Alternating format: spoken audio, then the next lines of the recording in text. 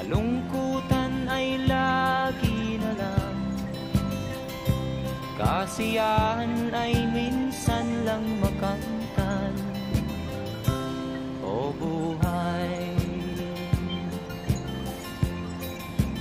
kahit sa mga mayaman ay di lubos ang kanilang kasiyahan.